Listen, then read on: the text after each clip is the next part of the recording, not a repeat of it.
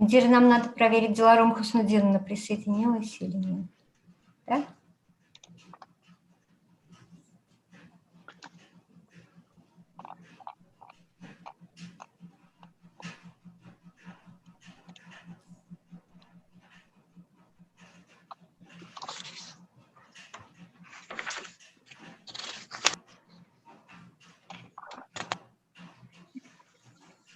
Natasha, are you online?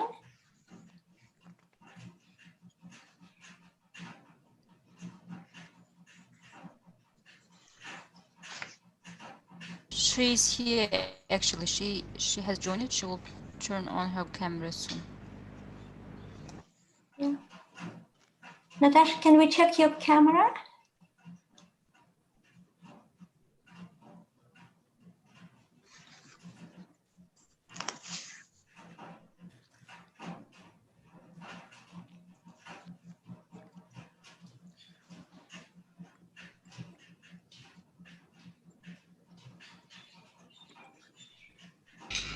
Jamila Dilorom Fayzieva добавилась, да. Akmal? Dilorom Fayzieva degan yozuv nima berib boring? Co-host berib boring.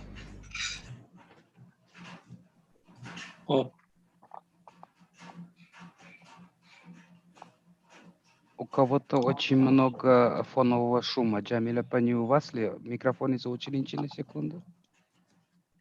Сейчас попробую. Точно у вас. Значит, вам нужно его выключенным держать, когда не говорите. Алло, ассаламу алейкум, Джамиля Хан, меня слышно? Салам алейкум, Диларом Хуснудиновна. Слышно очень хорошо и видно. Здравствуйте. Здравствуйте, здравствуйте всем. Здравствуйте. Natasha, yeah, we can see you. Great. Hi there. Pleased to be Hi. here.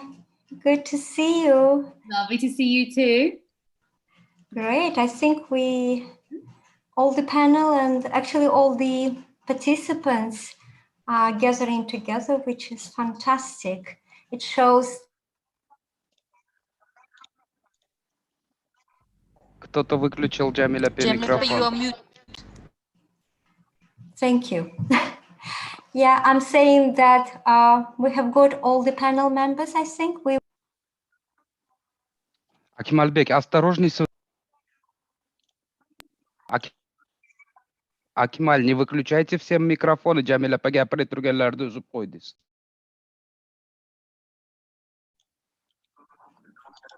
Да, Акмаль, Рахмат. Спасибо, Джахангир, потому что я тоже не замечаю, я делаю unmute.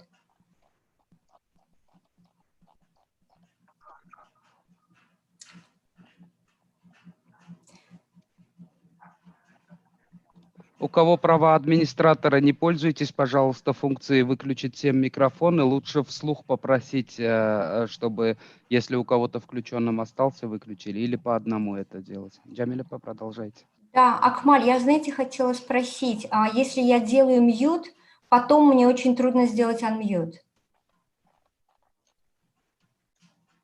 Почему так?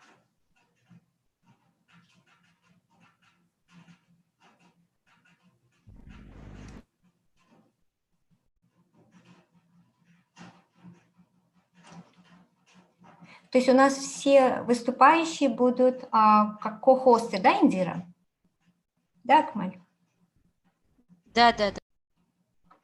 Просто вот у меня сейчас так получилось, что я поставила mute, а потом не смогла вернуться в эту позицию.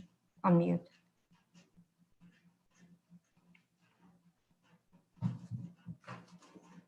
Akmal bizda Sean Prime degan ulandi.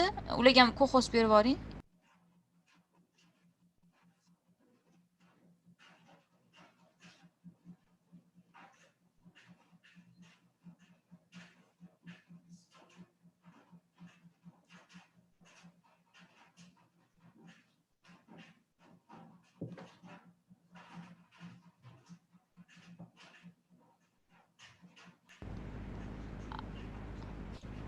Tushunarli.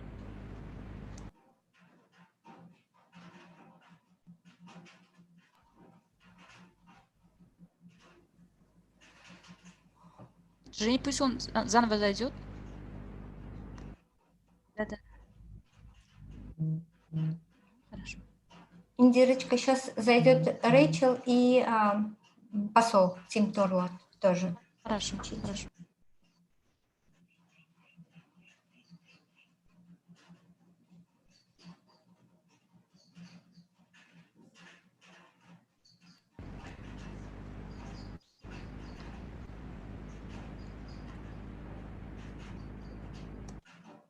Индира, Шан у нас есть, да?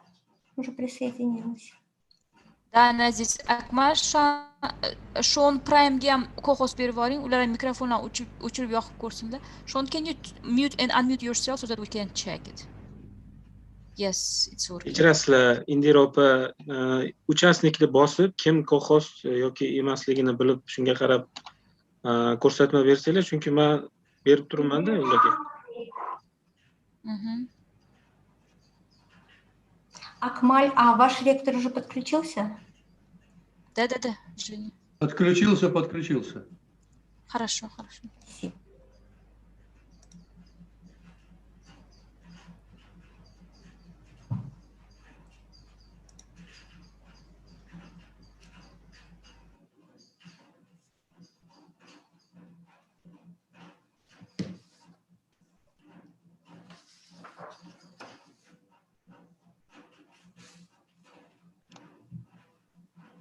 Indira opa tayyor YouTube kanal sizga tashladim. Akmal.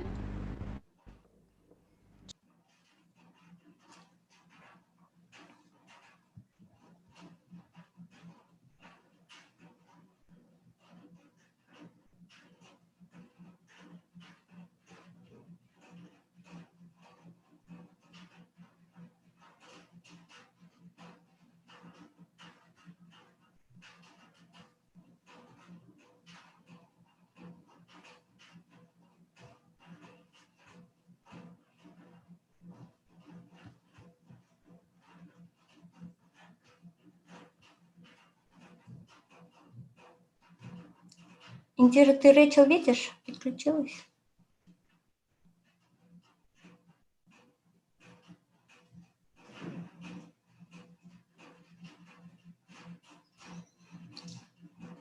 Джихангир, меня же слышно, да?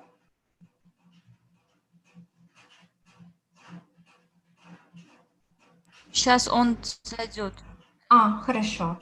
Сейчас Я говорила, Рэйчел и Тим подключились? Сейчас ищу.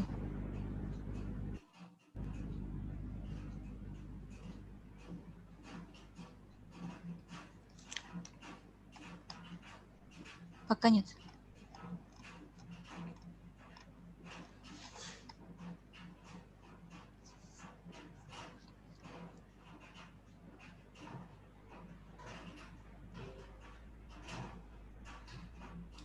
«11 человек в комнате ожидания.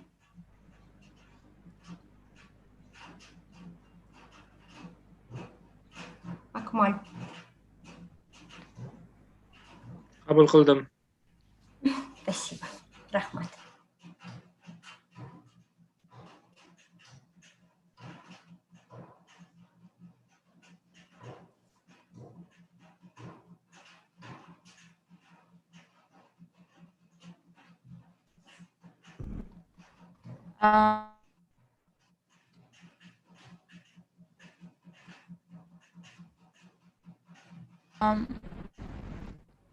Akmal, Рэйчел ham kiribdi.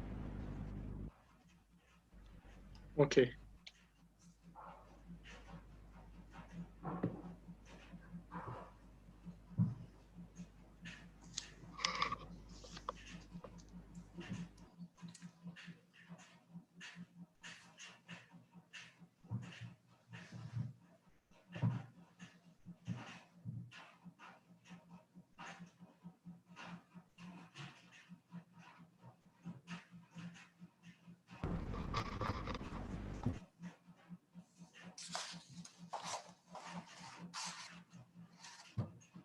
Akmal Jahongir akani ham kolxoz, ham tarjimon qilib. Bajarildi. Rahmat. Sizlar rektorlar bilasizlar, qaysi nimada o'tirishlarni уже Все, мы видим, Уктам Пардевич, ассаламу алейкум, мы видим вас. Спасибо большое за поддержку. Salam alaikum, salam alaikum. Yaxshimisiz, assalomu alaykum. Tayyorman, vaqti ham bo'ldi shekilli. Qachon boshlaymiz? Bo'ldi, boshlaymiz. Интерактив торлот подключился? Я не вижу, Jamila opa.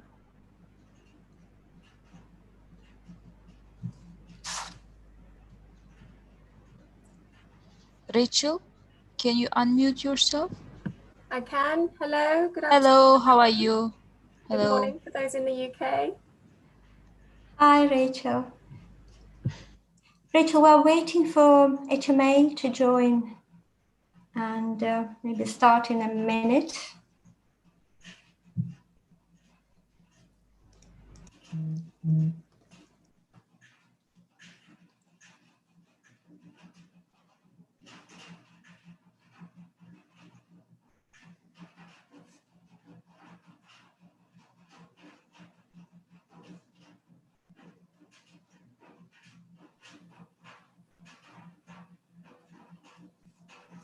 Akmal Adham Xudaykulov qo'shilganlar vazirlikdan, ularni ham kolxoz qilib bering, iltimos.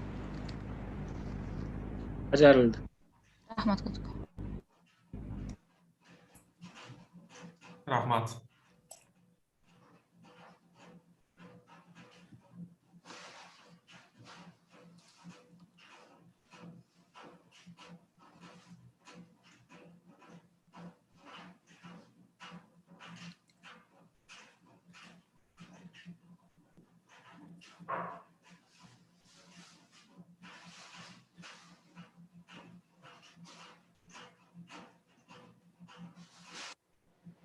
Akmal Tim Torlot qo'shildilar, ularni ham kolxoz qilib oling, iltimos.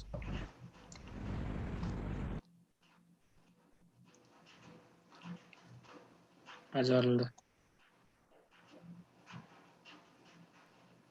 Shu Jamila opa. Assalamu alaikum. Good morning, good afternoon, dear all, and welcome to the webinar that will be discussing very, very important matters to do with women and girl empowerment in education in general, but in creative entrepreneurial education in particular. We run this program as part of a bigger regional program called Creative Spark, and there will be a series of webinars devoted to policy issues related to education reform. In Uzbekistan, we are delighted to work on this program in collaboration with the Ministry of Higher and Secondary Specialized Education, with Higher Education Council, with El-yurt Foundation, with all higher education institutions involved in the program and all their business partners, civil society partners together. And this webinar brings together policymakers, academic leaders, university rectors, enterprise specialists, researchers, again, heads of civil society organizations together to discuss and explore very important matters to do with education reform and to do with embedding creative education into education system. And today, not only we have got participants from all over Uzbekistan and from many UK universities, we have also invited participants from neighboring countries who are also involved in Creative Spark program. And this webinar is just part of our bigger program, and Rachel will be telling more about it, but it's dedicated to International Women's Day. So without further ado, I would like to ask the Chair of Higher Education Council, Uktam Pardevich Murzakov, to open the event and to say a few words about wider reforms in Uzbekistan. Thank you. Uktam Pardevich, Good afternoon. Добрый день. Assalomu alaykum, hurmatli tadbir ishtirokchilari, xonimlar va janoblar. Avvalo, men mazkur muhim davra suhbatining tashkilotchilariga o'z minnatdorchiligimni va mazkur tadbirda qatnashishda mamnun ekanimdan bildirmoqchiman. Darhaqiqat, kun tartibidagi masala nafaqat alohida mamlakatlar, balki butun mintaqalar va dunyo miqyosida ham barqaror taraqqiyotga erishish yo'lidagi muhim masalalardan biridir. O'zbekistonda davlat va jamiyat hayoti rivojining barcha yo'nalishlarida olib borilayotgan keng qamrovli islohotlar doirasida mazkur masalaga ham davlat siyosati darajasida alohida e'tibor qaratilmoqda. Men bugun O'zbekistonda xotin-qizlarga, ularning jamiyati hayoti va iqtisodiyotning turli sohalarida faol ishtirok etishlari uchun yaratilgan imkoniyatlar to'g'risida qisqacha to'xtab o'tmoqchiman. Aslida mamlakatimizda ayolga bo'lgan munosabat o'z tarixiy ildizlariga ega. Ajdodlarimiz doimo ayollarni qadrlashga, ularga nisbatan hurmat va izzatda bo'lishga da'vat etishgan va bu muhim qadriyat hozir ham davom etib kelmoqda. Jumladan O'zbekiston Respublika Prezidentining 2020 yil 29 dekabrda Oliy Majlisga murojaatnomasida ilgari surilgan muhim masalalardan biri xotin-qizlarning jamiyat hayotidagi o'rni va nufuzini oshirish, ularga yangi imkoniyatlar yaratish masalalariga alohida urg'u berildi. Mamlakat rahbari, hukumat va parlament tomonidan xotin-qizlarning ijtimoiy siyosiy faolligini oshirish, salomatligini muhofaza qilish, intilishi va tashabbuskorligini qo'llab-quvvatlash, ularga munosib mehnat va yashash sharoitlarini yaratish bo'yicha so'nggi 5 yilda, e'tibor beringlar bu raqamga, 24 ta me'yoriy hujjatlar qabul qilindi. Va bu hujjatlar to'g'risida to'xtab o'tmoqchi emasman, chunki mana juda salohiyatli bizda tarkib bugungi yig'ilishimizda ko'rib turibman, deputatlar qatnashyapti, Do'ron Husniddinovni ko'ryapman, demak, Xalida Hafizovna juda faol ayollarimizdan. Shuning uchun men buni takrorlamayman, balki bularda chiqishida bu masala alohida unga urg'u berilar. Bugungi kunda O'zbekistonda viloyatlar kesimida xotin-qizlar tadbirkorlik markazlarini tashkil etilgan bo'lib, ulardan biznes inkubator shaklida xotin-qizlarning tadbirkorlik, hunarmandlik faoliyatini, shu jumladan oilaviy tadbirkorlik faoliyatini rivojlantirishga ko'maklashish maqsadida xotin-qizlarni va oilani qo'llab-quvvatlash bo'yicha davlatning maqsadli jamg'armasi mablag'lari hisobidan ish faoliyati olib borilmoqda. Shuningdek, bir qator banklarimizdan ular tomonidan ajratilgan 100 milliard so'm miqdoridagi kredit mablag'lari xotin-qizlari va oilalarni qo'llab-quvvatlash davlat maqsadli jamg'armasining manbai bo'lib xizmat qilmoqda. O'zbekiston Respublikasining 2030 yilgacha gender tenglikni oshirish strategik konsepsiyasida ham ayollarning jamiyatdagi ishtirokini ta'minlash va rahbar lavozimlariga qo'yish maqsadida zaxira kadrlar tayyorlash masalasi ilgari surilgan. Bugungi kunda O'zbekiston aholisining 51%dan ziyodrog'i demak tashkil etadi ayollar. Jumladan mana bir necha raqamlarni sizlarga aytmoqchiman. Ayollar parlamentning yuqori palatasida, ya'ni senatda 30%ni, parlamentning quyi palatasida deputatlarning 32%ni, mahalliy kengashlarda deputatlarning 25%, qolaversa Oliy va o'rta maxsus ta'lim vazirligi tizimida mehnat qilayotgan xodimlarning 41%ni tashkil etadi. Shuningdek, respublikada 7 nafar O'zbekiston Fanlar akademiyasining akademigi, 600 ga yaqin fan doktorlari, 2000 dan ortiq fan nomzodlari va falsafa doktorlari xizmat qilmoqda. 2 nafar rektor, 16 nafar prorektorlar va 50 nafar fakultet dekanlari lavozimlarida ayollarimiz rahbarlik qilib kelmoqda. Bugungi kunda oliy ta'lim muassasalarida tahsil olayotgan talabalarning 46% qizlarimizdan iborat. Ulardan 22% oilali bo'lib, 9% darslardan bo'sh vaqtida ham o'qiydi, ham ishlaydi. Buning uchun oliy ta'lim muassasalari tomonidan imkon qadar sharoit yaratib berilmoqda.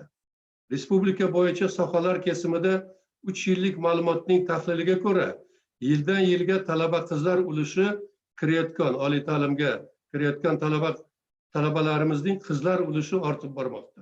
Mana masalan, 2020-yil talaba qizlarining ulushining 2017-yilga nisbatan o'sish ko'rsatkichlari 18% ni tashkil etdi.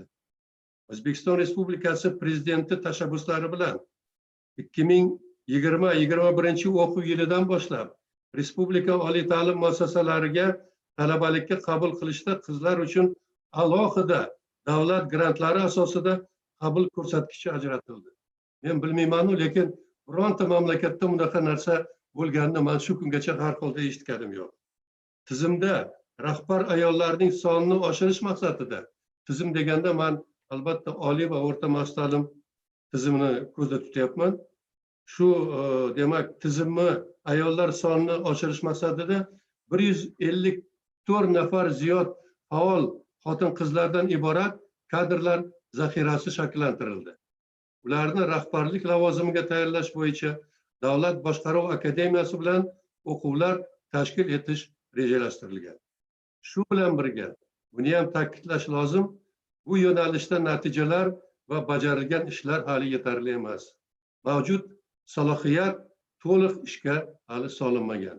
Mamlakatda bu yo'nalishda, jumladan xotin-qizlarning kreativ tadbirkorlik ta'limi yo'nalishida imkoniyatlarini yanada kengaytirish bo'yicha katta rejalarimiz va oldimizda qo'yilgan vazifalarimiz bor.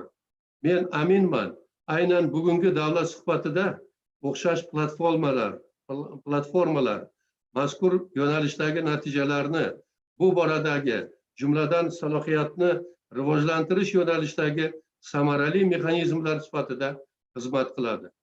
So'zimning yakunida barchangizga e'tiboringiz va faolligingiz uchun minnatdorchilik bildirmoqchiman.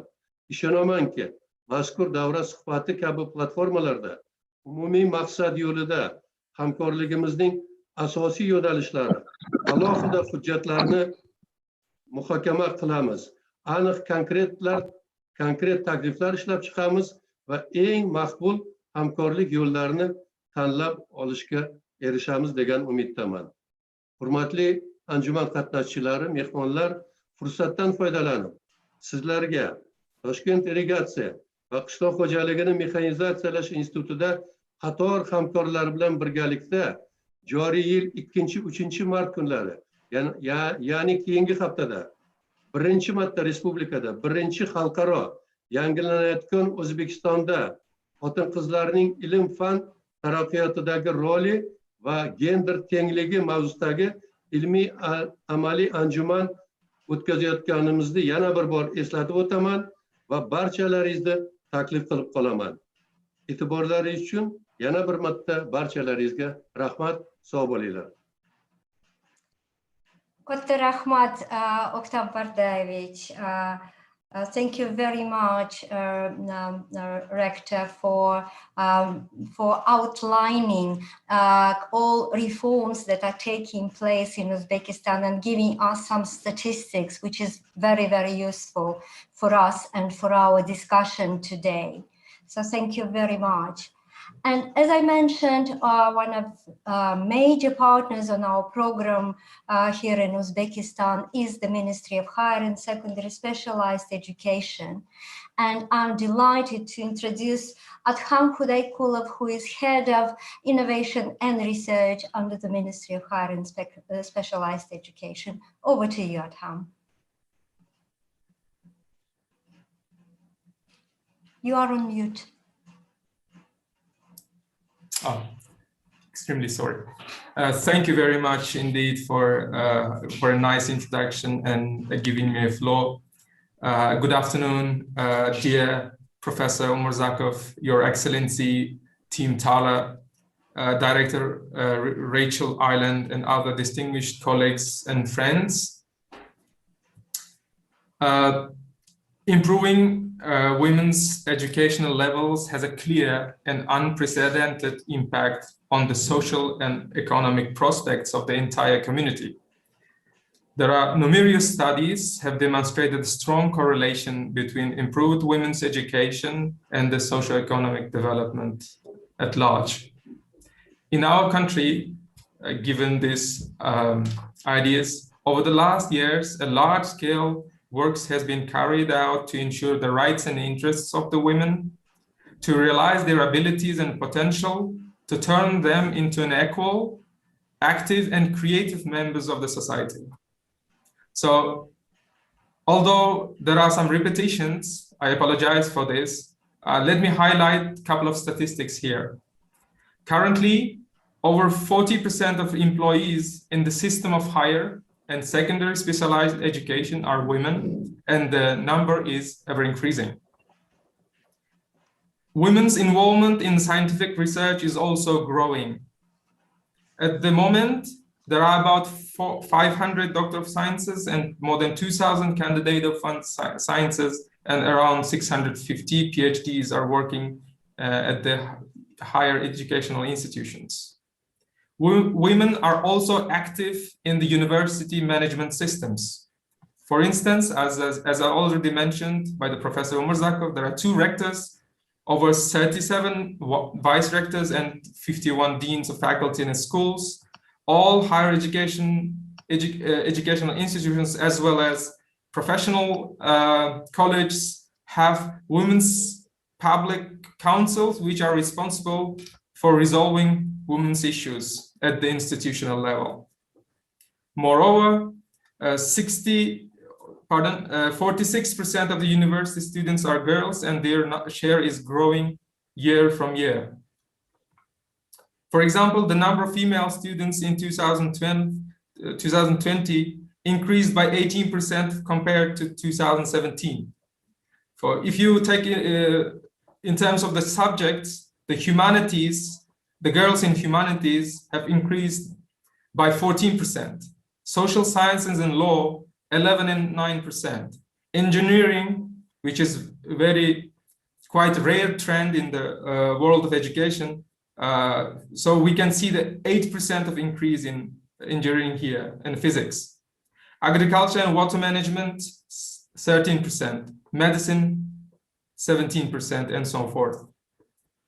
Also remarkable that starting from 2020 and 21 academic year, the enrollment rate for girls in higher educational institutions will be seriously increased by way of providing special state scholarships. These scholarships are exclusively for women. Of course, there are various other policy initiatives of the government of Uzbekistan, but given the shortage of my time, let me stop my speech here, and I will hopefully elaborate on them later on. And many thanks indeed for organizing such a wonderful event, and I really look forward to hearing a number of interesting scholarly contributions to the discussions. And I wish you all the success. Thank you very much, Adham, for your very useful introduction and some additional statistics and additional views on reforms and changes that are taking place in Uzbekistan. And of course, during our discussion, you're welcome to contribute and to share some further views, especially from your research background. Thank you. And as I said, another partner is El-yurt Foundation, and I'm very, very happy to give a floor to the Deputy Director of El-yurt Foundation, Odiljon Satarov. Over to you, Odiljon.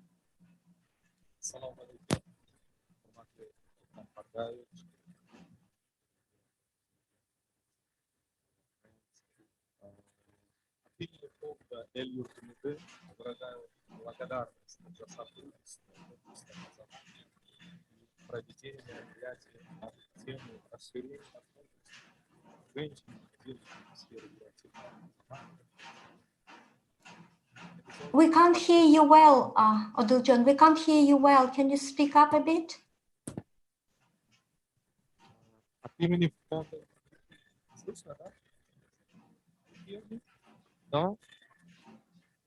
Может быть, поближе микрофон? Voice? Да. Voice. It's okay? Да. Yes. Sorry. От имени фонда El-yurt я выражаю благодарность за сотрудничество в области образования и проведения мероприятий на тему расширения возможностей женщин и девушек в сфере креативного образования и креативных индустрий, организованных в партнерстве с Британским советом при участии Министерства высшего и среднеспециального образования Республики Узбекистан. Необходимо отметить, что в послании Аль-Маджлису президент Республики Узбекистан Шавкат Мирзиёев заявил, что одним из приоритетов наших реформ является дальнейшее повышение роли женщин в государственном и общественном управлении. В качестве следующего шага в повышении роли и статуса женщин в обществе, создание для них новых возможностей, президентом предложено образовать Республиканский общественный женский совет, в который войдут активные и инициативные женщины, имеющие жизненный опыт и хорошо знающие проблемы женщин. На сегодняшний день в Узбекистане во всех сферах министерств и ведомств активно трудятся женщины наравне с мужчинами. В последнее время из числа женщин назначаются хакимы районов, ректора университетов, министры и заместители министерств. Активность проявляется в научной среде, защита диссертаций и получение степени докторов наук являются явными примерами. И, конечно, фонд El-yurt тоже заинтересован, когда объявляет свои стипендиальные программы, чтобы обращать внимание на гендерное равенство и заинтересованно направлять наших девушек-стипендиатов для обучения в зарубежные страны. И я уверен, что данный вебинар будет способствовать расширению возможностей женщин и девушек в сфере креативного образования и креативных индустрий в Узбекистане. Также даст новый импульс для разработок креативных идей. Желаю удачи работы в вебинаре и благодарю за внимание. Спасибо. Thank you very much, Adil John, for your very warm welcome. And now I would like to give a floor to Her Majesty's Ambassador, Tim Torlot, to say a few words about UK experience in this area and also how the embassy can support collaboration between UK and Uzbekistan in this very important area. Over to you, Tim. Thank you very much, Jamilia, and all your colleagues from the British Council. The greetings to Uktam Razakov, to Adham Duchkolov, Odiljon Satarov, who are our great partners in the Higher Education Council, the Ministry of Higher and Secondary Specialised Education, and El-yurt Umidi. And it's fantastic to see a huge audience of participants from all sorts of different backgrounds, from Uzbekistan and elsewhere in the region, taking part in this important discussion. It's important for two reasons. It's important because it's focusing on women, and it's important because it's focusing on the creative industries. And I'd like to say a little bit about both of those. I think at the 2015 UN Summit on Sustainable Development, world leaders adopted the Agenda for Sustainable Development, including 17 Sustainable Development Goals. Women's equality is a standalone goal, and the mainstreaming of gender and inclusion is a key feature of every single other goal, and that is a major achievement for the international community. The work we do in the embassy with women, that the British Council does with women, is fundamentally important to us here. And that's no more so true than in the creative economy. As the Creative Spark programme has highlighted on a number of occasions, the creative economy is one of the fastest growing, most dynamic sectors in the world's economy. In Britain, for example, 1 in 8 UK businesses is a creative business. And jobs in the creative sector are growing at 3 times the speed of other sectors in the economy. We've seen significant progress in Britain in many areas of women's equality. We see it in women's involvement in the economy and in business, in academic achievements, in their success in leadership roles. British law and policy on women's equality are regarded as a beacon of good practice internationally. And we have really effective bodies in place to monitor and enforce compliance with the law, as well as to offer guidance and support. But like all countries in the world, there's still an awful lot that we could be doing. And that's true in the creative sector too. A recent report that I was reading, preparing for today, highlighted that more women than men in Britain study creative arts subjects at university. But of those, a smaller proportion go into creative jobs after graduation. In fact, according to the British government, the creative economy employs a lower proportion of women than the wider UK economy, with only 30% of jobs, 37% of jobs in the creative industries filled by women, compared to 47% in the UK as a whole. And only 1 in 10 creative directors at senior levels in UK companies are women. So there's still much more we could do in the creative industries. And we are committed to working closely globally and in the UK in a number of really important areas. We're looking at levelling up the rights of women and girls across the UK. For that, we need partnerships between government, civil society, business and the media to change the culture and the social norms that underpin gender inequality. We need strong and vibrant women's movement working in partnership with government and with business. In all of this analytical work, world-class statistics are vitally important. And we can't do this on our own. We need to be working internationally on gender equality issues. And in that, we really appreciate, we strongly value the power of international collaboration and the role that the British Council plays in exchanging knowledge to build the understanding of gender equality and the empowerment of women and girls worldwide. As Uktam Razakov and Odiljon have mentioned, strengthening the role of women in society, business and public administration in Uzbekistan is a presidential priority. He mentioned it, President Mirziyoyev mentioned it in his speech to Parliament, as others have mentioned at the end of last year. He emphasized it again this week in his speech at the UN Human Rights Council. It's great, as Uktam again said, that the government have allocated more than £1 trillion to support women's business projects and to address wider gender issues. There are additional state grants for girls and women. So it's fantastic that in Uzbekistan, there's really strong leadership, not just from the president. The chair of the Senate, Tanzila Narbayeva, has also been a champion of women's rights and empowerment of women here.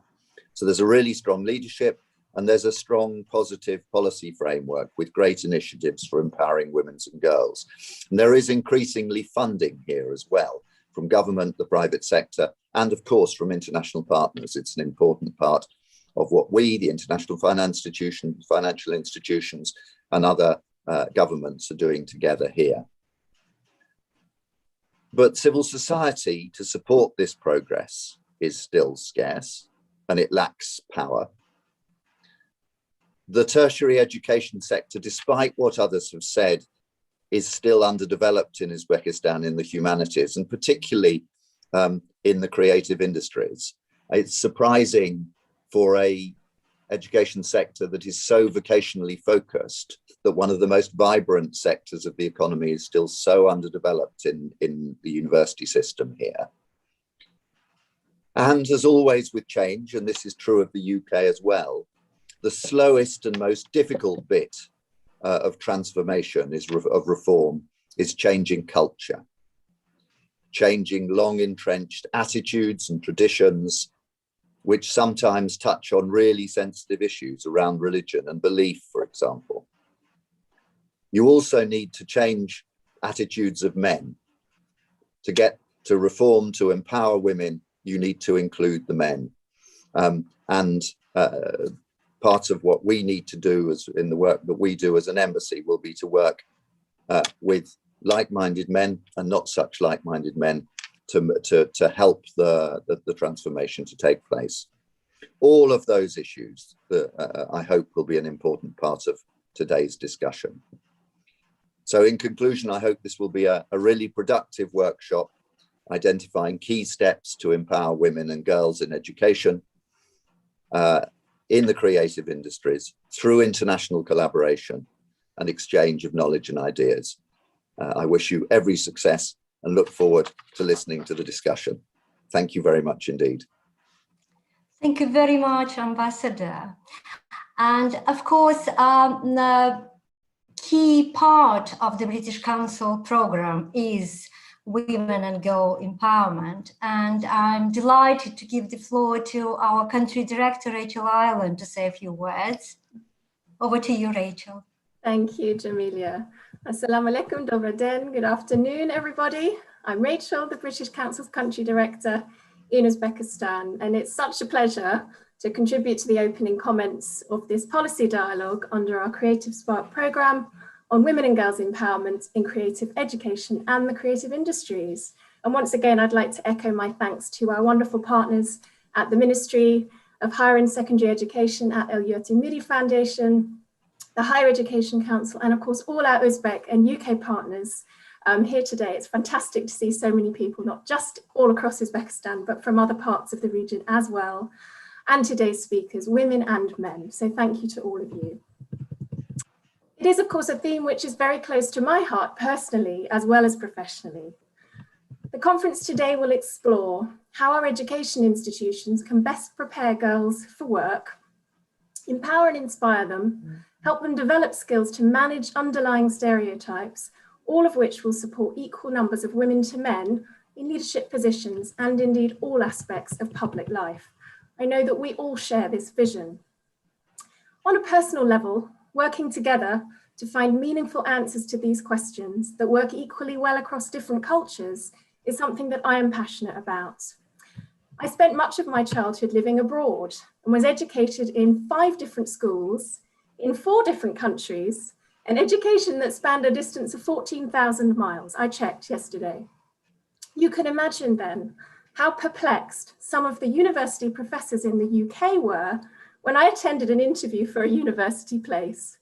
But there were some who saw my potential and the different but valid perspectives that I would bring to university life and to the development of my own education and career. I was the first woman in my family to get a university degree. The British Council's mission, as many of you know, in the 110 countries and territories in which we work, are very much in line with my own passion. Making connections through education, through culture, and other programs which support, for example, women and girls empowerment. I believe through this work and approach, we can change the world, address inequalities, and harness the full potential of all people. As a cultural relations organisation, the British Council believes in building meaningful, enduring, and respectful relationships across different cultures.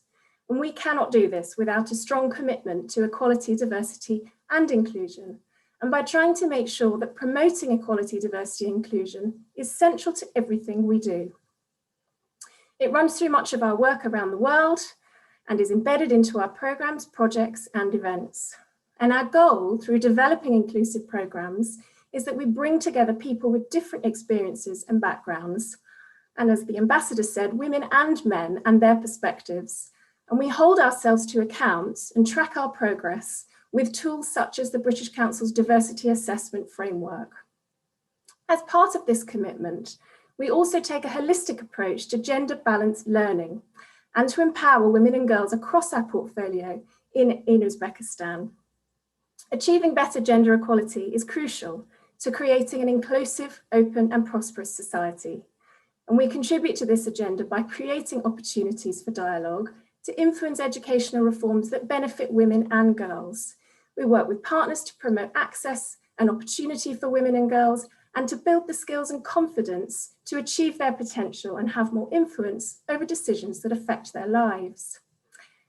As Jamelia mentioned, this is one of a number of events that the British Council is involved in the lead up to International Women's Day on the 8th of March, just a week and a bit away. And it's a really important discussion, which I know will also lead to concrete and positive action. Incidentally, I'm also the first female director of the British Council here in Uzbekistan, but I do look forward to a time when women cease to become the first at this or the first at that. And instead, no one is surprised when a woman is promoted into the top job, because inequalities and damaging stereotypes no longer exist, and women are viewed as equals in equal numbers in all areas of life. So my very best to all of you for a fruitful and inspiring discussion, and a commitment to continue the discussion long after this policy dialogue ends and we return to our homes and different places of work. Thank you very much. Back to you, Jamelia. Thank you very much, Rachel, for this inspiring speech. And thank you all participants of our opening plenary discussion, because all your contributions are an excellent introduction to the discussion today. And we have a team of fantastic panelists today who will share their experience with you, and I'm sure we will explore even more themes for further discussions, because this is such an important theme for the society and for education.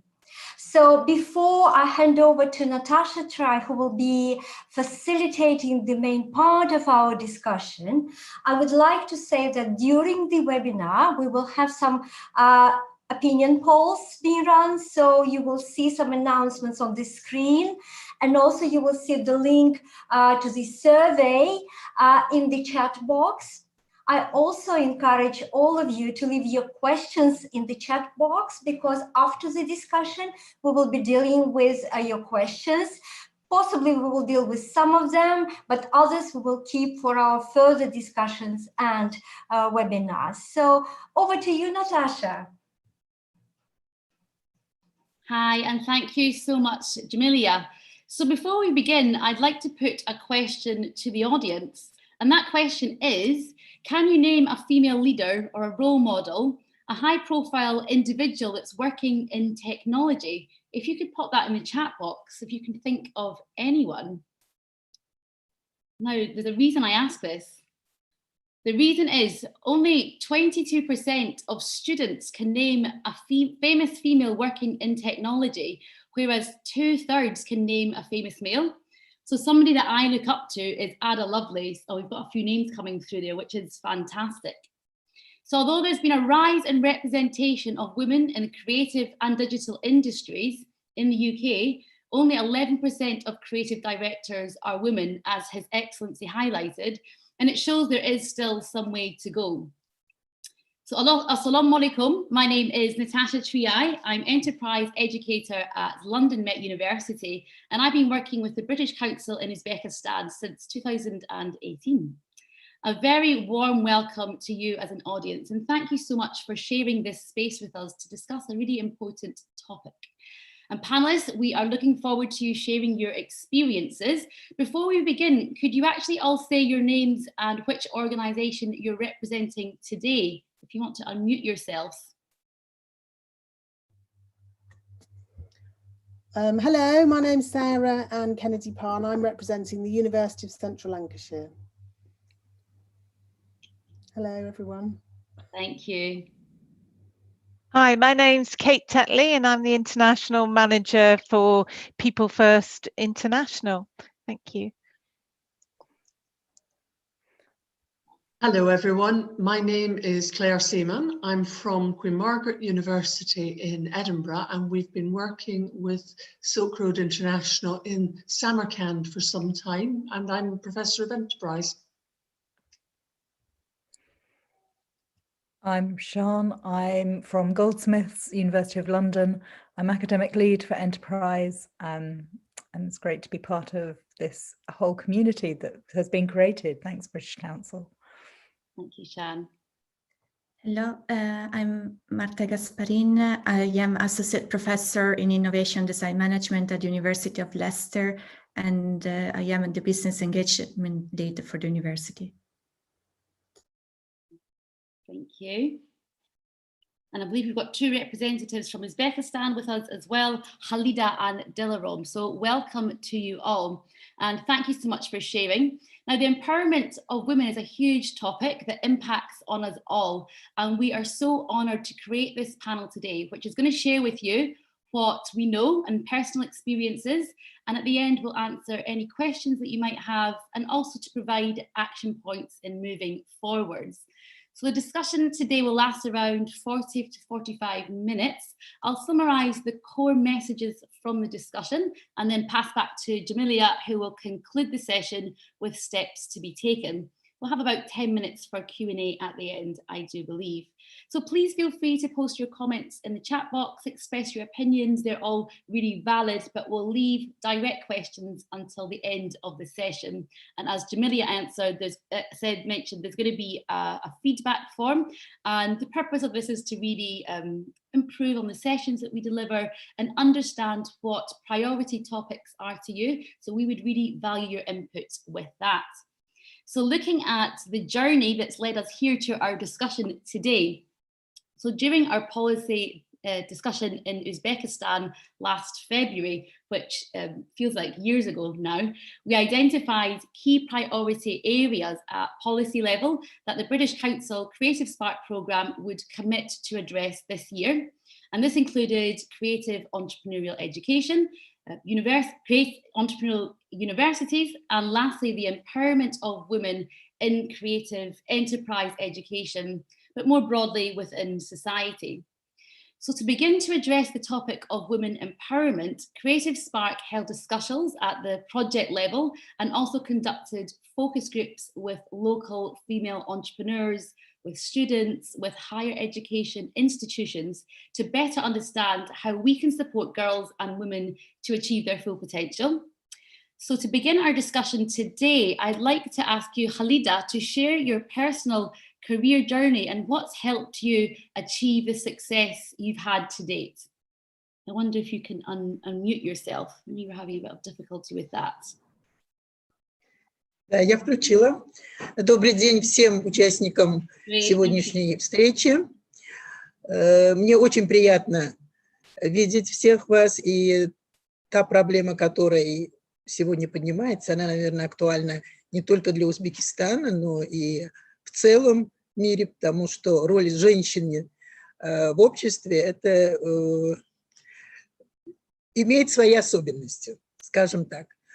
Ну, я работаю проректором Ташкентского института текстильной и легкой промышленности и одновременно являюсь председателем Ассоциации дизайнеров Узбекистана.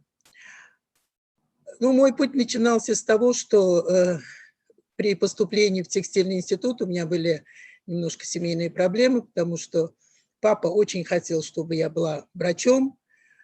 Первый раз в жизни я не послушалась папу, пошла в текстильный, на дизайнера. И долгое время папа, конечно, был обижен, но когда я в Москве защитила кандидатскую диссертацию, мне папа сказал, что, наверное, ты правильно выбрала дорогу. А когда меня уже назначили заведующим кафедрой, мне было всего 31 год, у меня были 2 детей, и здесь он сказал, вообще молодец, давай в этом направлении работай. Я не считаю, что я очень стремилась сделать карьеру, потому что, работая в текстильном институте, заведующей кафедрой, естественно, потом деканом, сейчас я работаю проректором, я считаю, что это вполне нормальный путь женщины в сфере образования.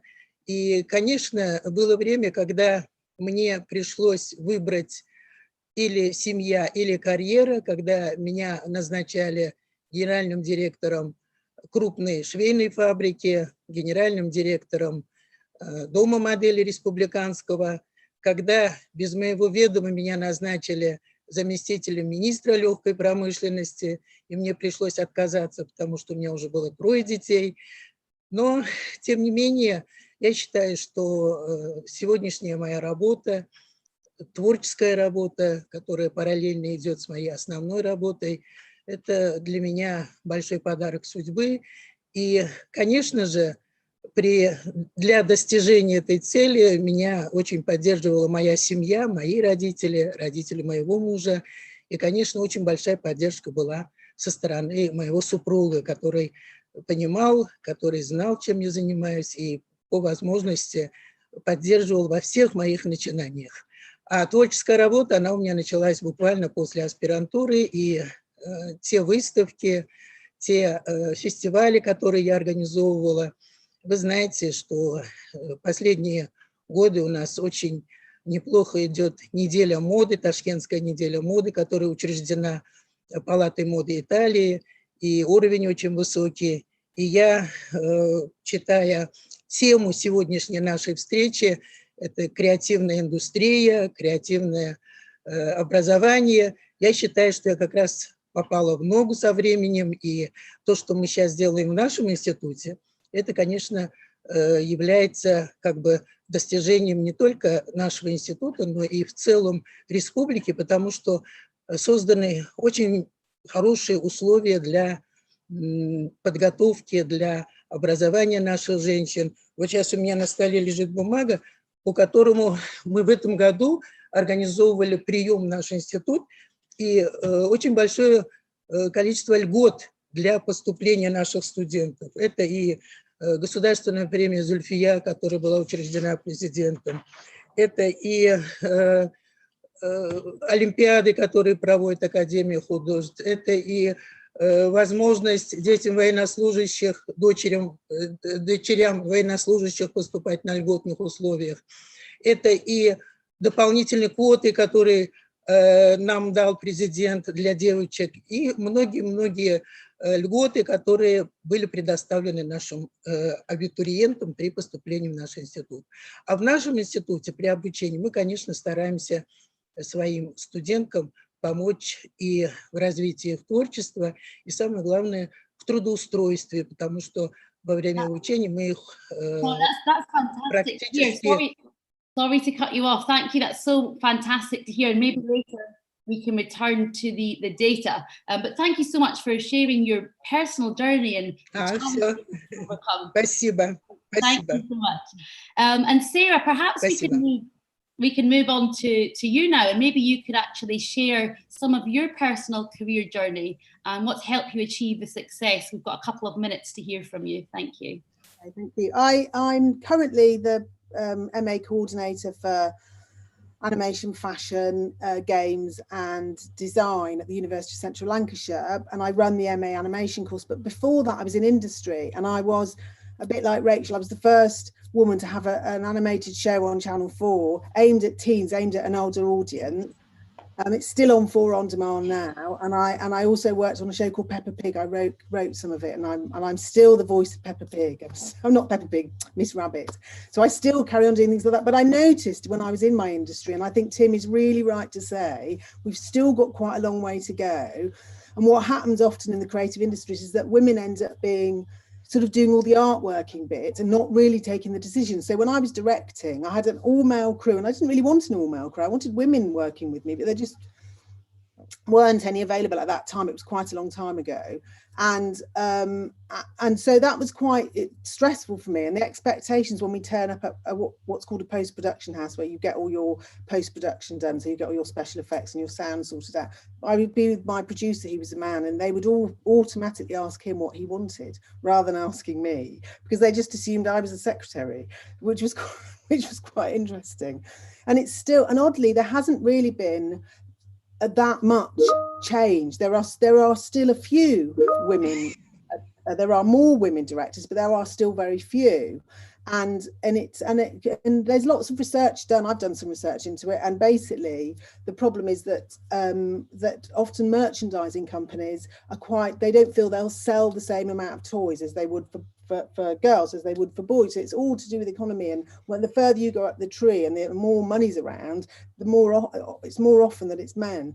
But what I say to my students is I always give them examples of women that have done really well. I prepare them for a journey out in the world that it won't be easy, and you will still have to fight, and you will have prejudices, but not to take any notice of them. And I was very lucky. I was supported by my husband, and I was supported by both my parents, you know, and I think they gave me a sense that I should believe in myself. And I think you really have to believe in yourself and what you really want to do. And that is a way of getting out there and making and doing something with your life that you really want to do.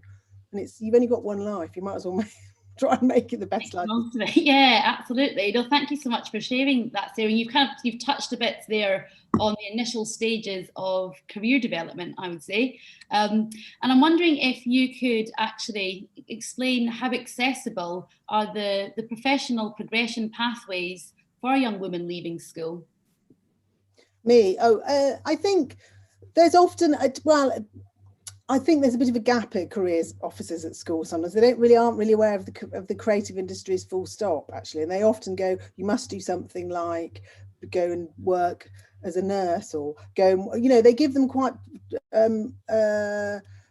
obvious vocational paths. And actually the creative industries are expanding, and they are bringing in quite a lot of money into the UK, even though they're not always appreciated as much as they should be, I don't think. But I think often it's have a goal that you want to go for, but set yourself small steps, achievable goals that you think you can manage, and it will make you feel better and give you the confidence to go on to the next one. But I think having role models is really important. Seeing women out there who are actually doing things that you want to do, whether it's here or in other places, it's possible, and you just have to believe it is possible. But again, it's that thing of setting small achievable goals. I think that for everyone actually is the easiest way. No, thank you so much for that input, and it's really some practical steps that we can take away as well. Thank you. Now, before we move on, Dilaram, could I actually ask you to share what your personal journey has been in your career? Can you unmute yourself? I'm trying to find where you are. Let's see. I can see you here. Thank you. Ассаламу алейкум. Добрый день. Меня хорошо слышно, надеюсь. Знаете, действительно, за такое короткое время очень трудно рассказать о своем пути. Путь, конечно, очень интересный, но я хочу сказать, что мне повезло, конечно, в первую очередь с моими родителями.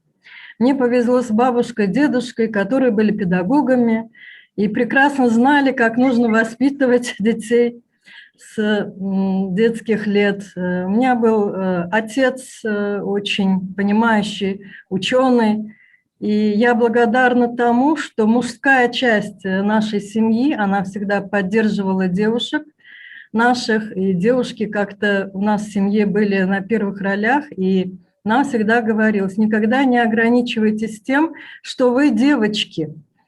Вы в каких-то моментах даже можете быть лучше, чем мальчики. Поэтому как-то вот такое было воспитание, мне в этом повезло. И мне очень повезло с моими учителями и в школе, и в высшем учебном заведении, с руководителями мне повезло.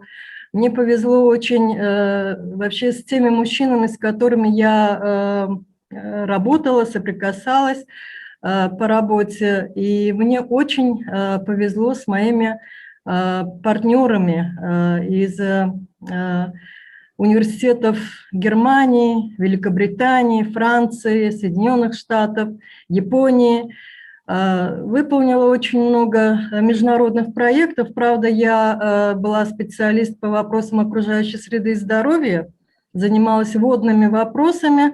Но вот волею судьбы получилось так, что в 2010 году я от экологического движения Узбекистана попала в парламент. И вот с тех пор я в парламенте, в комитете по международным делам, межпарламентским связям. И ныне сейчас уже возглавляю этот комитет, прекрасно зная эту кухню парламентской работы. И действительно, меня очень заинтересовала тема сегодняшнего вебинара, Почему? Потому что креативное предпринимательство, креативная индустрия, по-моему, во всем в нашей жизни креативность, она помогает, она развивает. Я могу сказать, даже в науке креативность необходима, даже в разработке каких-то научных проектов. И поэтому считаю, что сегодня очень важно всем нам как-то работать в том направлении, чтобы наши дети, в особенности наши девочки, получали хорошее образование, а именно критическое мышление, коммуникабельность, работа в коллаборации и еще креативность. Что такое креативность? Ну, вообще-то многим женщинам это присуще, креативность. Я думаю, я помню своих бабушек, которые всегда сидели дома, что-то создавали, делали. И это нас тоже вот подвигало к тому, что мы тоже должны создавать. Именно созидательство, именно дух созидательства, мне кажется, оно и движет успехом любого человека. Ну, пока коротко. Спасибо за внимание. Dilaram, thank you so much for sharing that, and really loved hearing about your supportive network and the successes that you've had personally. Thank you so much. So as a follow-up question quickly, Khalida, could I ask you to briefly explain how career advice is provided to young people in Uzbekistan?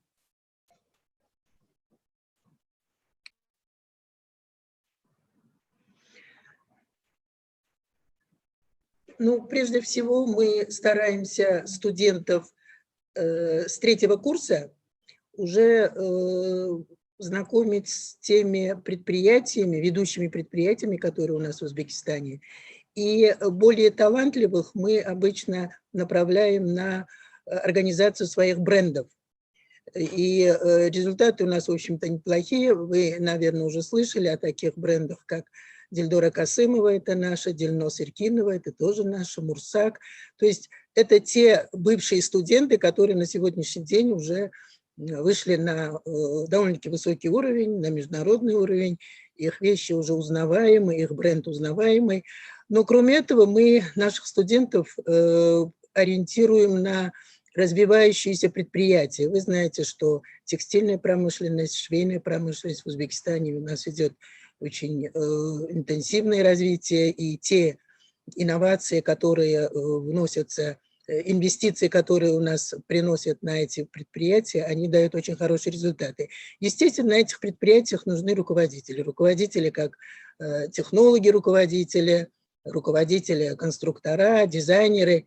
И мы направляем наших студентов именно на лидерство, на то, чтобы они могли руководить, они могли бы не только выполнять свою непосредственную функцию, но и могли руководить хотя бы определенным количеством людей, которые работают под их руководством. И на сегодняшний день я знаю, что наши выпускники являются и главными конструкторами, и главными технологами.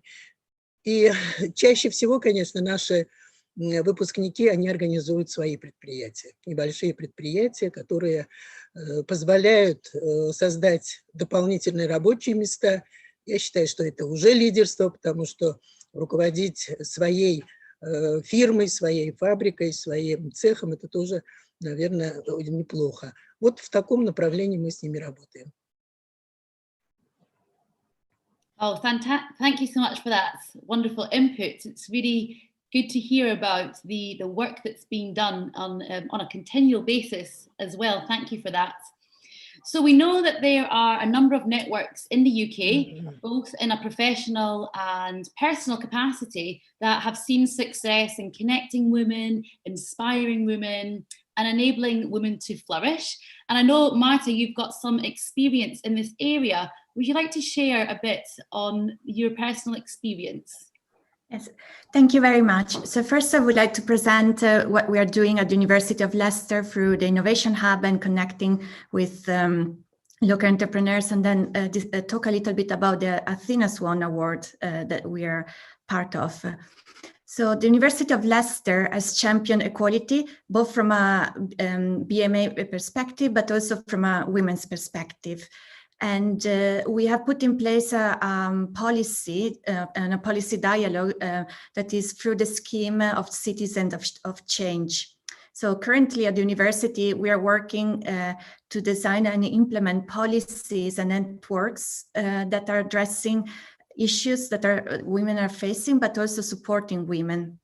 So one of the driving principles is to think holistically about women's empowerment and to include in our thinking also the consequences that each policy might have on women. So what our starting point is to think, okay, what is the policy, the networking bank that can positively impact women, and what are the consequences of that? And our driving principle is that we want women to be enabled to self-determine, regardless the background, regardless the family situation. So to create networking opportunities and leadership positions that could explain and have also quite a few leadership roles and modeling roles. So from this perspective, we have in the leadership position quite a few women from a diverse background that are representing both women in academia, working at university, and students and entrepreneurs at different stages of self-realization, their career progressions. So with the Innovation Hub, we have created some networks event. For example, the first one is micro project that are a set of events in enterprise and for entrepreneurs. And this is particular aim for academic women that would like to create a spin out, would like to apply for outreaching opportunities, working with industry. So it's I would say a networking and sort of a skill setting training that would enable women to be more confident in outreaching and set up enterprises through spin-off in academia. Then we have also skill co-working projects, and we are linked with an organization that is progressing each week with female funders. So the idea is to connect students and academics, but also startups with businesses in Leicester and in the region, with funders that are represented by women in order to improve access to finance and explain how women can also access different kind of finances. And finally, we have also the Innovation Fridays, where it's the last Friday of each month, we have networking events with academics and entrepreneurs. And as Her Majesty's Ambassador Tim Torlott suggested, we are doing this in integrating men in the discussion. So it's not just an event for women, but we are making sure that there is an equal representation of women and men in order to have a discussion from both sides and talk about problems and look together for solutions. And finally, also we are working at the policy level with the primary education in order that also the early, the 6 and 7-year-old girls might be interested in STEM and have STEM support.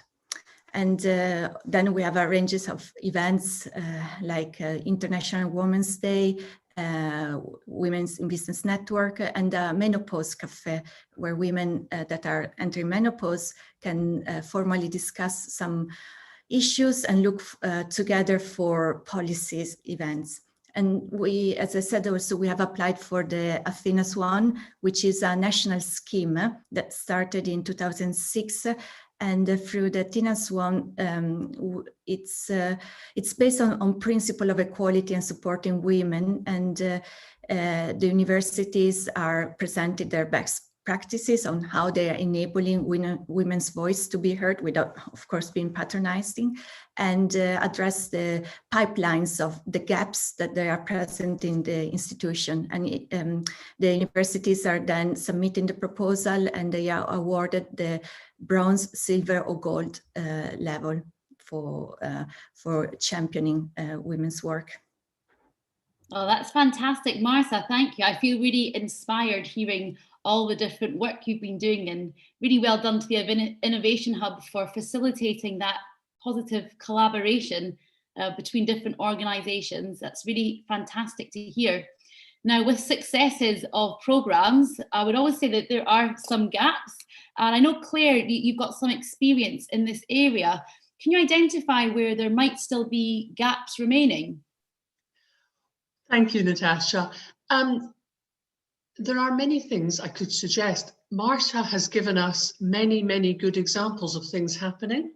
The thing that has really helped us as a university to focus on what is happening and where we might find gaps, or as I think I would prefer to think of them, the next stages in our development, is actually the Athena Swan process, because what it has given us is a framework for the whole university, men, women, leaders rather, to look at what's happening and what we should do next. And we found that process incredibly helpful. So I think there certainly are lots more things that we could do, but it's actually the process by which we identify them that I think perhaps we should highlight. It's given us a route to move forward and to keep moving forward incrementally. And that I think is helpful in terms of longer term culture change, because we've heard once or twice about the importance of culture and how we build better culture. And it's those incremental steps as an organization that help you to do that. Great, thank you so much, Claire. I really like how you've highlighted the need to identify changes, but it's almost like a continual process to be more sustainable rather than it just being a one-off occasion. It's a continual process that we go through. Thank you so much for that. It's really interesting. Now I'd like to turn our attention to universities, and I'm just wondering, Kate, can we look at good practice in higher education institutions that really develops a culture that empowers girls and women? And maybe sort of two questions, I suppose. How do we know it's working well? Are there measures in place? I know you've got experience in this area. Well, thank you very much, Natasha, and thank you to all the speakers. People First International actually represents the industry. We're what's called a sector skills organisation in the UK, but we also work around the world, making sure that the education and training that's available meet the needs of industry and of employers. So as part of that role, we work very closely with universities, both in the UK but also in other countries as well.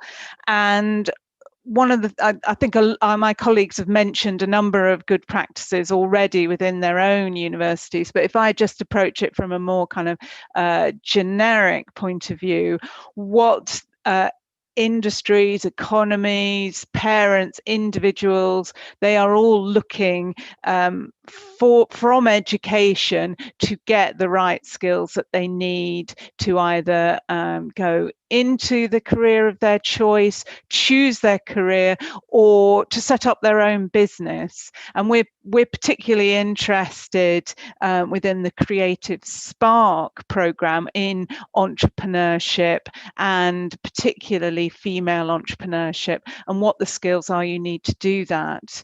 So for us, best practice within a university is where the education that's being provided is holistic. Somebody else mentioned this holistic approach. We're looking at where the content, the delivery, the assessment, and the quality assurance, and in quality assurance I include measurement. We're looking for that to give young women the right skill set, right skills profile to then go on and do what they want to do. And what we see is that universities that are able to do that in a holistic manner and offer young women the confidence and resilience that they need, as well as the technical skills and the competency in order to operate in the modern workplace, if they get all these skills, then it supports them into getting the right job or setting up their business in a way that meets what they're looking for. And for us, that is the important measure. So we have a number of programs that we run to help encourage that. We encourage universities to use the EntreComp framework, which is the European framework on entrepreneurship qualities and standards. We're working in Uzbekistan and putting together quality standards for education for the delivery of entrepreneurship education. We deliver programs in inclusive classrooms, but also on inclusive workplaces. So we do recognize that it's not just one way. It's not just the higher education, it's also industry that has to be working on providing inclusive opportunities, whether those are internships or work placements. They also need to be inclusive. So my final point on it is that the industry engagement that a university has is absolutely critical. They need to have those industry partnerships at every point along the way, and that's what makes the difference and offers a good practice for a university. Oh, thank you so much, Kate, for that input. And I really appreciated you highlighting like the collective working together will really champion diversity, inclusion, improve education, develop these important skills. And thank you so much for sharing that. You actually brought up inclusion. So now as we kind of look at this topic of inclusion, Sarah, I'd like to ask you if there are any measures in place to support women with disabilities, and what's been your experience with regards to this? Oh, I'm unmuted now. Yes, okay. Well, I think most universities will have something in place to ensure that people with disabilities, men and women, are treated fairly, and things are already in place to make sure that they get the same education regardless of what disability they have. I had a student once called Natalie who had cerebral palsy, and she wanted to come and do the animation course, and we supported her through that and gave her confidence. And actually she was most driven, she was always the person first to get up and do her presentation. She always did the most work. She always asked the most questions. She was so driven to make sure that she had a career. She went on and she did an MA, and then she now has a job at the BBC working as a researcher. So, you know, and basically the BBC is a publicly funded body, so they, you know, have a policy or a remit to ensure that they represent the people not only through their programs but through the people they employ. So, you know, she got a job there, and they wouldn't have given her a job if she couldn't do it. She was a really good student, and so we didn't see her disability as something stopping her. We saw her and her determination. We enabled her to join in as much as everyone else was, and she was great. Actually, she was a really lovely student. So I think it's important to not see somebody's disability, but to see past it and see who they are. And I think that is something that is part of most universities' policy. Actually, I think it's kind of, you know, the norm in the UK, really. Yeah, it's viewing it's viewing people as individuals, equal, and we've all got potential to reach, and supporting one another to get there, regardless of anything else. What support do individuals need? And I think that's a really beautiful example that you've used in the instance of the BBC. Thank you so much for that. So I'd now like to turn to perhaps Dilarom, and I wanted to ask you, what do you think, in your opinion, needs to be done at a macro level to empower girls and women to grow, to start first of all, and then to grow businesses and really play an active role in their community? Can I put that to you, Dilarom?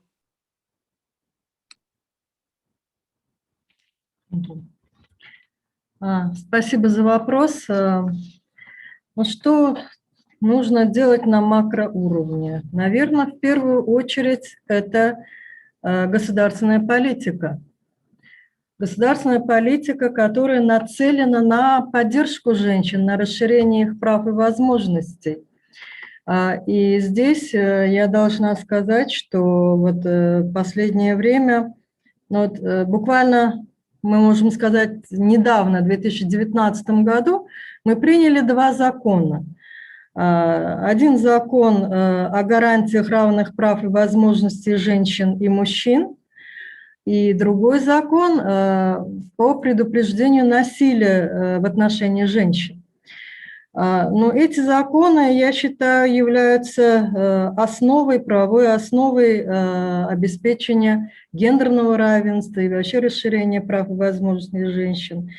Конечно, в этом плане у нас ведется активная работа, создана комиссия по вопросам обеспечения гендерного равенства, комитет по вопросам женщин и гендерного равенства в Сенате Али-Маджлиса, Общественный фонд по поддержке женщин и семьи. Свою деятельность сейчас ведет специально такой государственный орган новый, созданный Министерством по поддержке махалли и семьи, который имеет специальное подразделение, направленное на поддержку женщин. И, конечно, сейчас в каждой махалле, в районах ведутся работы по развитию предпринимательства среди женщин. И здесь нужно сказать, что за последнее время все-таки очень активно пошло кредитование, именно оказание финансовой поддержки для того, чтобы женщины могли заниматься предпринимательской деятельностью. И здесь я должна сказать, что недавно в послании президента было подчеркнуто, что необходимо в настоящий момент как-то развивать вопросы финансирования предпринимательства, женского предпринимательства. И в целях поддержки проекта в сфере бизнеса и устранения их проблем для женщин Народным банком на сегодняшний день внедрена новая система обучения женщин в сфере предпринимательства с разработкой типовых бизнес-планов и оказания им практической помощи в получении кредитов. И для этого из бюджета будут выделены средства на более 1 триллион сумм. Почему это нужно? Дело в том, что вот несколько лет тому назад, в 2018 году, я ездила по регионам, и я помню, когда мы старались развить вопросы семейного предпринимательства. И на местах было такое, что когда мы подходили к женщинам и обращались к ним, и хотели как-то получить от них определенные идеи для будущих бизнес-проектов, было такое, что вот одна женщина проявляет какой-то интерес. Например, она говорит, и вот я хочу развить тепличное хозяйство. И за ней сразу 3-4 женщины говорят, я тоже хочу развить тепличное хозяйство. И вот здесь все-таки это наша партия, либерально-демократическая партия, занялась такой деятельностью. Мы пришли к выводу, что все-таки для начала нашим женщинам недостает необходимых знаний и навыков. И вот в этом плане необходимо работать. И в последующем, конечно, наша партия тоже давала свои предложения, и в последующем на местах уже были организованы центры по развитию предпринимательства женщин для того, чтобы их обучать, давать им эти навыки, эти знания. Но в то же время я хочу особо, мы, конечно, работаем над этим, делаем упор на то, что все-таки с первых шагов девочек еще в школах и вузах мы должны подготавливать к этой самостоятельной жизни, ведению экономической деятельности в будущем, потому что дать образование – это одно, а определиться им в жизни и быть успешными людьми, профессионалами – это уже другое. Если раньше мы говорили, вот первый период твоей жизни – это учеба, а потом это трудовая деятельность, сегодня уже все поменялась обстановка.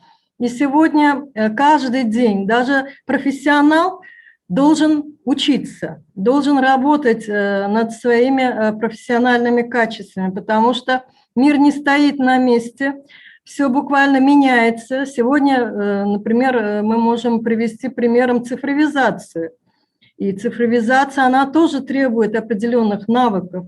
И здесь, ну, несмотря на то, мы говорим о креативном предпринимательстве, о креативных индустриях, больше это, наверное, ну, сфера искусства, да, но в то же время сегодня есть такие сферы, в которых каждый человек должен разбираться, а предприниматель тем более должен иметь и финансовые, и ну, современные знания в финансово-банковской сфере, и в правовой сфере, и постоянно развитие. И поэтому думаем, что вот в этом направлении нам еще есть, ну, предстоит очень много работать. Очень много работать предстоит. И мы сегодня, конечно, хорошие вроде тенденции, что девочки у нас как-то в инженерной, по инженерным направлениям увеличилось процент девушек, да, но с другой стороны, нужно сказать, что в будущем мы как-то должны даже не только в системе высшего образования, но и народного образования найти возможности поддержки, стимулирования именно образования девушек. Потому что я почему об этом говорю? Мы депутаты, мы на местах сталкиваемся со множеством проблем. И нужно сказать, что наряду с хорошими положительными тенденциями имеются и такие как бы беспокоящие нас тоже явления, над которыми нам предстоит работать, потому что все-таки семьи разные, и есть становление человека, в первую очередь, оно бывает в семье, и семьи все-таки разные, и от воспитания в семье многое зависит. И все-таки нужно сказать, что есть такие семьи, которые сегодня не очень-то внимательно относятся к образованию девушек. И вот в этом направлении я считаю, что нам необходимо работать и с институтом Махали, и действительно усилить наше взаимодействие, как выше сказал господин Тим Торлоу, с нашими неправительственными, негосударственными организациями. Именно институты гражданского общества здесь должны быть активными, активно сотрудничать и работать. А мы со своей стороны, конечно, парламент, мы намерены изучать международный опыт законодательный, который бы именно содействовал расширению прав и возможностей девушек, которые именно могли бы найти законодательные решения каким-то явлениям и проблемам, которые могут появиться в обществе. Вот в этом плане сегодня и работает межпарламентское взаимодействие, и мы сотрудничаем и с британскими организациями. Вот недавно у нас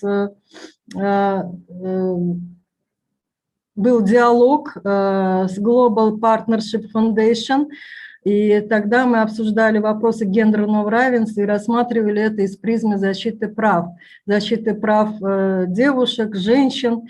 И в этом плане, конечно, нам предстоит очень много работы, и надеемся, что в рамках вашего проекта, вашей инициативы мы тоже для себя откроем много новых возможностей и будем работать в плане интеграции креативной индустрии, креативного предпринимательства в наши условия. И вместе с этим мы будем содействовать именно расширению прав и возможностей наших девушек и женщин. Благодарю за внимание. Thank you so much, Dilaram, for sharing this. And it's fantastic to hear how proactive Parliament in Uzbekistan are with initiatives, with funding opportunities, like new systems, and you're highlighting the importance of interacting and empowering young women, young girls, and seeing that journey all the way through. So I think it's so fantastic to hear that these discussions are underway. And I know, Claire, that you've had some experience with women in enterprise in Scotland. Do you want to just talk a little bit about your experience of this initiative? Absolutely. One of the organisations I work with is an organisation called Women's Enterprise Scotland. It's community-led. It's founded, in a sense, it's a little similar to a charitable organisation. It creates networks of women to promote enterprise, and it is set up in such a way that it runs a cross-parliamentary group. So not a political group, but rather a group which pulls together and conducts research and feeds it directly into the policymakers within the Scottish Parliament.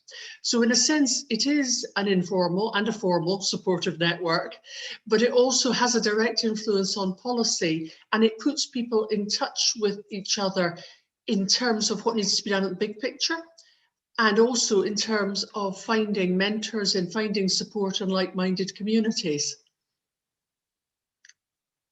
That's really fantastic. Thank you so much, Claire. Really great to hear in these different areas and different countries how we're all working and we're doing these initiatives to address women empowerment. It's fantastic, really fantastic. Been such a great discussion and hearing your experiences, your opinions. And Shan, I wondered if you had anything that you would like to contribute as we come to the end of the discussion today. Thank you, Natasha, and it's such an honour to be able to listen to you all and hear how we're all addressing the issue of women's empowerment and girls' empowerment from different angles. And as Tim said at the beginning, in the UK, we've recognised there are still big problems. And I loved Rachel saying she wants the day to come when we no longer say that you're the first woman. That really rallied me. And it has made me reflect because as many of us, I have worked in, I love it when we call it industry. I never really know what that means. I've worked outside of academia before I worked inside academia. And some of the networks that I was part of, and I love Sarah Ann's comments throughout, were just people that I met that championed me or made me be who I should be. And I think that's the really inspiring thing that I hear. But on reflection, I think three things come to mind. One is that we know that more and more women and young girls are studying the creative industries, the arts, and yet we still see in the UK less and less leaders that are women. And so something is going wrong. One of my reflections around finance for enterprise is it always at the right stage for a woman's life? There are lots of incentives for financial incentives and awards for young women under the age of 30. Maybe that's not the right time for some women to be starting a business. So I would love to see finance for women, for everyone, to be at particular stages. And I know there was some research by my colleagues in East Africa that looked at if you funded women at later stages of development, they were more able to fly and overtake at that stage, rather than perhaps at times where maybe confidence is an issue, maybe having a child is an issue, lots of issues that mean that sometimes it takes us longer to get to that stage. That said, I love the example too of, I think it was Dilaram who said that you will go to an area and one woman will say, I'm thinking of doing this. And then you realize there's a network around it. And I think what I see is when I look at businesses that are succeeding globally, they are succeeding because of their skills in networks, and they're succeeding in their skills at building relationships, which are qualities that traditionally business schools have seen as soft or feminine. I don't know if that's true. But what I see is actually education is now catching up with networked ways of working. which is the way that I hear we have been working all the way through. And I've also known that women are really good at doing mutual loans of money to ensure that businesses are successful. So I suppose what I would reflect on is that there are so many ways that we have instinctively of supporting one another throughout generations that we should just carry on, but also amplify it. And this discussion is such an important part of amplification, so that perhaps other people catch up with us, which will then empower us. My last little reflection was around how do we inspire people? And I was just thinking about, actually, so today's a significant day because my niece has gone into labour and I know she's giving birth to another girl. And I've already bought her a set of books that are those little women books, the ones around Frida Kahlo, around women pilots. So let's also look at the material that we give our young girls, particularly Peppa Pig. Let's keep inspiring very young girls by showing them that women are leaders, that women can change the world and have and continue to. So I suppose that was my reflection, which is let's do more at the younger age. Let's give finance throughout a woman's life. And also let's understand what is this real barrier to leadership at the top. And hopefully in 18 years, you'll be hearing from my new great niece doing whatever she's doing, but I'm sure she'll be happy. But thank you for letting me be part. We will, Shan. We will, let's proclaim that. Thank you so much. That was really beautiful to hear your reflections. We really value that. Which is just, I think that's just a perfect way to kind of come to the close of this discussion. So before I move on to the core messages that I've taken away from this discussion, I would like to pass to Jamilia. We'll do some Q&A right now for I think we've got a few questions. Is that right, Jamilia? Yes, we have got some questions, and I will probably choose 3 and keep others for our further discussions. And the first one is how UK universities go about collecting and analyzing statistics related to women and girls' empowerment. How to identify the things that you need to measure that really matter. Isn't it a good question? Who wants to answer or to start?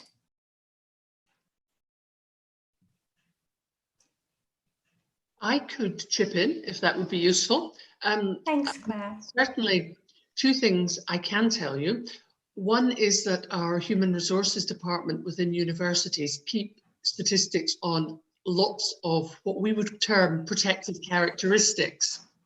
So characteristics of people, whether you're male or female, or other characteristics which form and are related to our equalities legislation. So the statistics are kept formally by HR, but over and above that, we have a process by which each big change that we make within the university, we go through a process of equality impact assessment. So we've just been through, for example, we have literally just finished the Research Excellence Framework for this cycle. And each stage, whether it's how you choose people to include, or how you select research, or how you reflect on the whole process overall, each of those has a separate equalities impact assessment, and there's a list of criteria that we are encouraged to think about.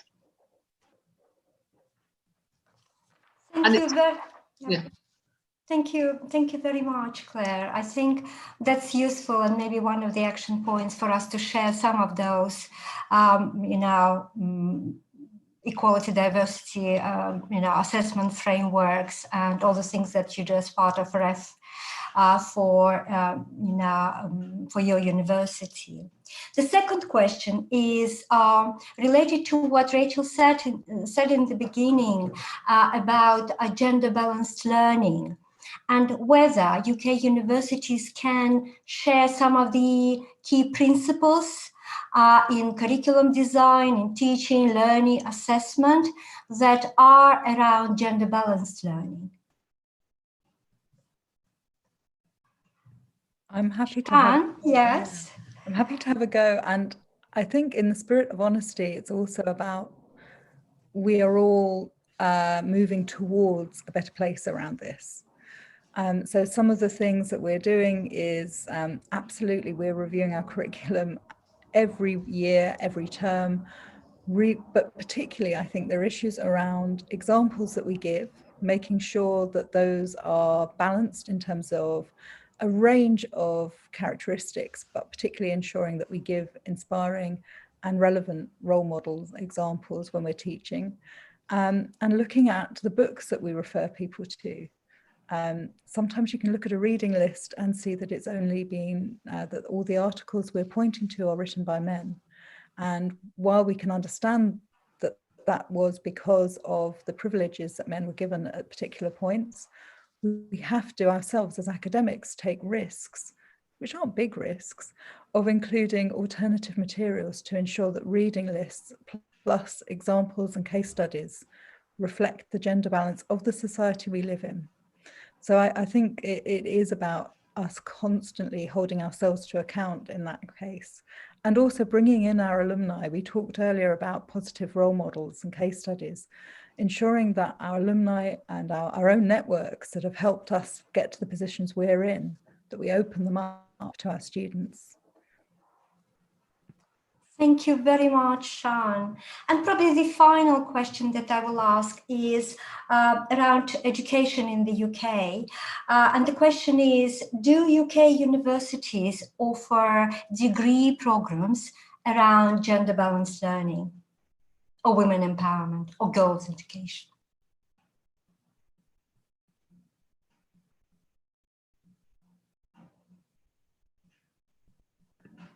I think from the fact we've gone quiet, maybe not. Claire, I don't know. There we go. I am unmuted. I'm struggling to think of a direct example. What I can think of, I'm not sure if it's a matter of terminology.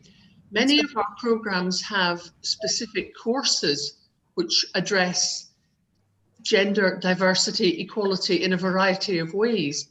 It doesn't necessarily tend to be a whole degree program, but it is an important component of many programs. And I'm not sure how much of that's terminology and how much is a real difference. Thanks, Claire. And Sarah, you wanted to chip in as well on this? Quickly. You are on mute. Okay, I'm unmuting. I'm supposed to start teaching in a minute, and so basically I'm going to have to go. But so it's really difficult timing for me. But yeah, people are trying to weave it in, and I think bibliographers who you show as examples. I'll go through certain themes when showing films. So I think what is just making sure you weave it into whatever you're showing and showing examples of, and making sure that there's constant role models. I think that's the thing.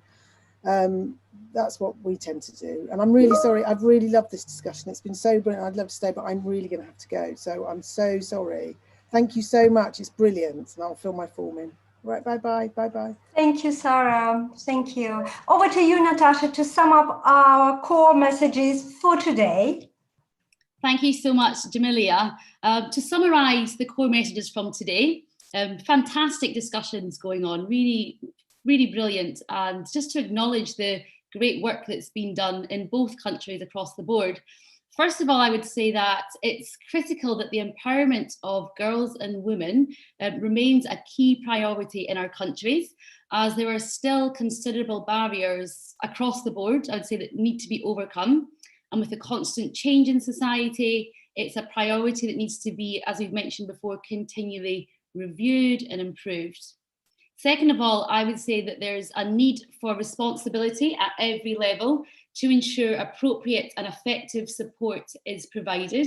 And this means really working closely together at all levels, from local support or mentoring schemes, as we mentioned, peer-to-peer support, right up to governmental level. And I'd say collaboration is key making sure girls and women are provided with this informal space, this safe space that enables the improvements to be sustained really effectively. And I would also say that as much as it's important to push for change at an organisational level, today we've heard lots of personal experiences and journeys, so we need to simultaneously consider how as individuals we can really affect change. So I would say, you know, reflecting on what we've listened to today, maybe that means putting ourselves forward for speaking opportunities, really looking at what education we're providing, offering thought leadership, and all of these actions will stem from an individual, but collectively that could really help to balance the gender narrative overall and really promote the empowerment of women. So looking at positive role models and drawing attention to women working in the industry, as Shan, you were saying, really inspiring graduates, but as well as the wider population. So just quickly before I hand back to you, Jamelia, I would like to thank all the panelists individually today, Your Excellency, and also our esteemed guests. We were really honoured to hear all of your experiences, Rahmad. And also thank you so much to the British Council for this opportunity, and to all of you in the audience who have attended today. I'd just like to say a quick reminder that if you haven't already done so, please complete the evaluation form, which should be in the link here. Jamelia, I'll pass back to you to conclude the session with action points going forwards. Yes, thank you very much, Natasha, and thank you, everyone. I think this has been a very, very useful discussion, and the success of it is partly due to the fact that we did a lot to prepare with all of you to unpack all the issues, to unpack all the questions, and to then to structure the conversation so that we address major points and major issues today. But of course, it's not the end of the discussion, it's just the beginning of it, and we will carry on talking about things that matter to all of us. And one of the first action points is that the recording of this webinar will be available, and we will share it with you, so we capture all the discussions and all the valuable input of all the colleagues today in the call. Also, we are continuing running this series of events, and the next one will be as part of the Creative Spark partnership between Goldsmiths and Institute of Art and Culture on the 12th of March, and Shan will be taking part in that, but we invite all of you to join our discussion. We will be talking about leadership and women empowerment, and this is one of the most important themes for women and girls today.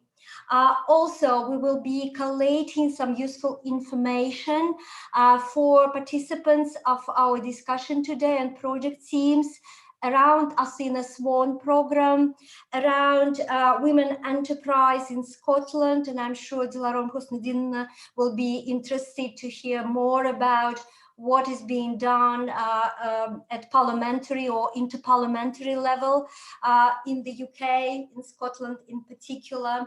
Also, we will be getting some samples or examples of curriculum and some screening documents that were mentioned, so that we provide all the useful information for our project teams. So we incorporate and embed equality and diversity and women empowerment and girls education into all the work that we are doing as part of our higher education program. So thank you very much, everyone, for a fantastic session today, and see you later.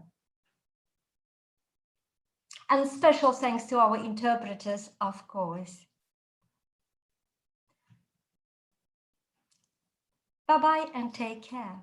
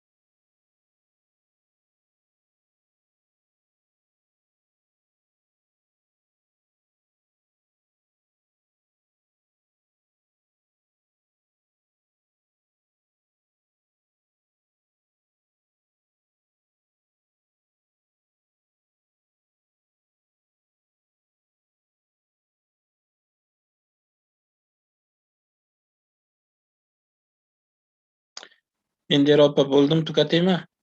Da, tugat. Rahmat. Umida opa zapis qilishga ulguribdimi?